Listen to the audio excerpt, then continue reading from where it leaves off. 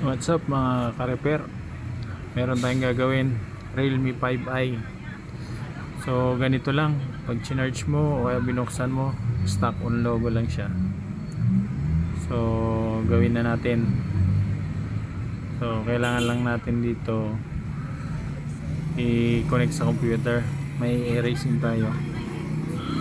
So ayan, pag sinalpa ka ng charger, ganyan lang siya. So kahit anong gawin, ganyan na, hang na yan dyan, hindi mo na siya magagalaw. So gawin na natin, tanggalin natin yung charger, then ganyan lang siya. Tanggalin natin battery, tapos i-try natin. Kailangan natin tanggalin tong black na cover para makita natin yung test point, kasi ito test point natin to. So tanggalin na natin ito. Ayan, pero bang plastic na isa, so tatanggalin na rin natin. Yan, para makita natin yung mga terminal. So ayan, ayan yung test point natin, yung dalawang dot na magkatapat. Ito ilalapit ko para makita nyo. So yan, magkatapat na yan. Yan, natapat na. So yan ang kailangan natin mamaya para magawa itong unit. So ganito, set na natin yung unlock tool natin. Sa Snapdragon tayo, then select natin yung model, Oppo. Realme siya pero pwede sa Oppo. Select natin yung Realme 5i.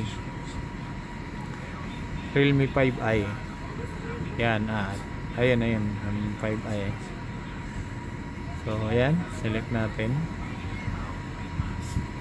So ang gawin natin, pakunikin muna natin yung unit natin sa computer, sa PC. Lagyan natin yung battery.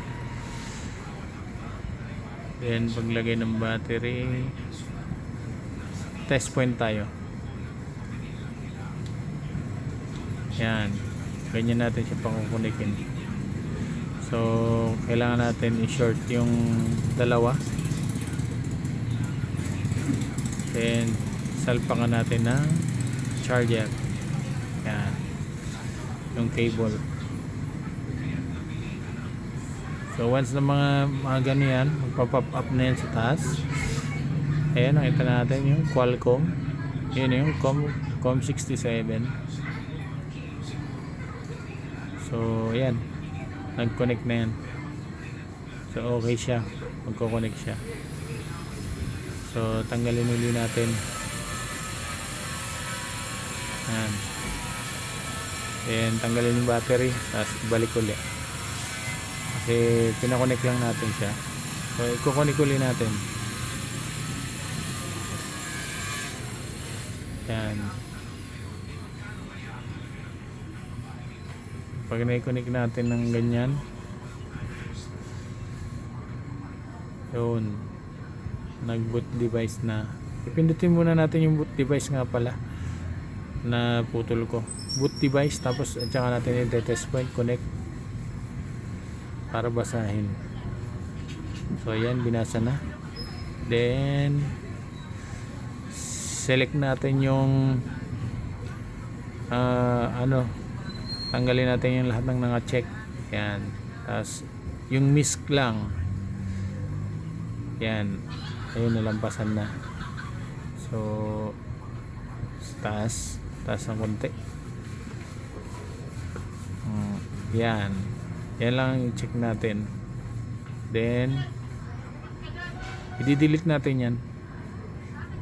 So hindi, ang gagawin natin diyan, i-right click lang natin, tapos delete yung miss image, IMG ba? Image ba yan? Yan na tatanggalin. Erase natin. Ayan, na-delete na. So, yan na lang. Pag lumabas yan, erasing okay. Susunod yan ay i-reboot na natin yung phone. Pindutin na natin yung reboot. Then reboot. Ayan, rebooting okay. So, tingnan natin kung successful. So, ayan na. Magtutuloy na to. Pag ito'y pumasok, nagbago, lumabas yung Realme na dilaw. Oh, ayan. Okay na yan. So, yun lang mga ka-repair. Share ko lang din to sa mga hindi pa nakakaalam.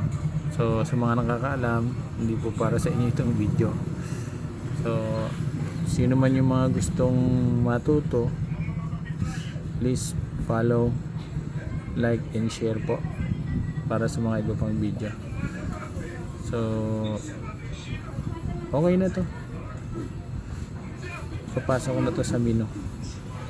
So, ayan. Lumabas na yung select language. So, set up na natin yung phone. Okay na.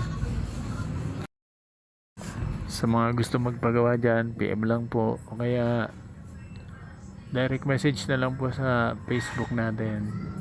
So, mga ka-repair, maraming salamat. Okay na po ito. Salamat.